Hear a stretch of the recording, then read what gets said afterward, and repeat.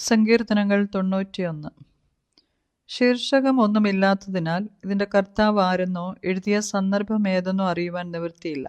യഹൂദ പണ്ഡിതന്മാരുടെ അഭിപ്രായം അനുസരിച്ച് ഒരു സങ്കീർത്തനത്തിൻ്റെ എഴുത്തുകാരൻ്റെ പേര് അതിലില്ലാതെ വരുന്ന പക്ഷം അതിന് തൊട്ട് മുൻപുള്ള എഴുത്തുകാരൻ്റേതായി അടുത്ത സങ്കീർത്തനവും പരിഗണിച്ചു വരുന്നു. അങ്ങനെയെങ്കിൽ ഇതും ദൈവപുരുഷനായ മോശയുടെ ഒരു ഗീതമായി പരിഗണിക്കാം. ഭക്തൻ്റെ പദവി, അവൻ്റെ സുരക്ഷിതത്വം, അതിൻ്റെ നന്മകൾ, സംരക്ഷണത്തിൻ്റെ ഉറപ്പ്, ഇവയാണ് ഇതിൻ്റെ സംഗ്രഹം.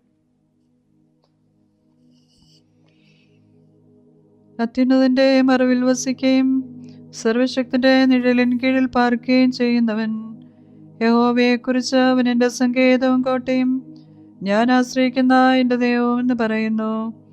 അവൻ നിന്നെ വേട്ടക്കാരൻ്റെ കെണിയിൽ നിന്നും നാശകരമായ മഹാമാരിയിൽ നിന്നും വിടുവിക്കും.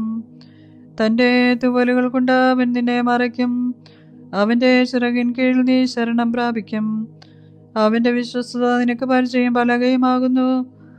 രാത്രിയിലെ ഭയത്തെയും പകൽ പറക്കുന്ന അസ്ത്രത്തെയും ഇരുട്ടിൽ സഞ്ചരിക്കുന്ന മഹാമാരിയെയും ഉച്ചയ്ക്ക് നശിപ്പിക്കുന്ന സംഹാരത്തെയും നിനക്ക് പേടിപ്പാനില്ല.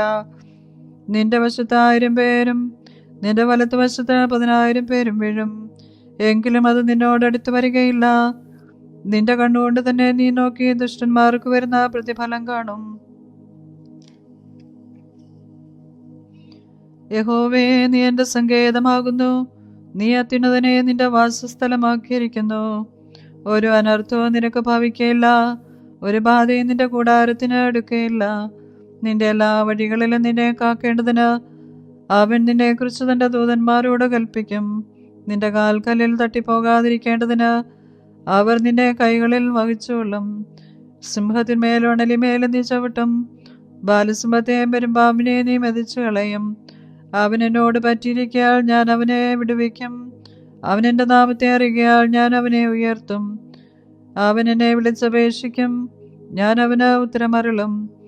കഷ്ടകാലത്ത് ഞാൻ അവനോടുകൂടെ ഇരിക്കും. ഞാൻ അവനെ വിടുവിച്ച് മഹത്വപ്പെടുത്തും. ദീർഘായുസ്സുകൊണ്ട് ഞാൻ അവന് തൃപ്തി വരുത്തും. എൻ്റെ രക്ഷയെ അവന് കാണിച്ചു കൊടുക്കും. ദൈവമേ, സ്തുതി നിനക്ക് യോഗ്യമാകുന്നു. ബാറയ്ക്കുമോർ.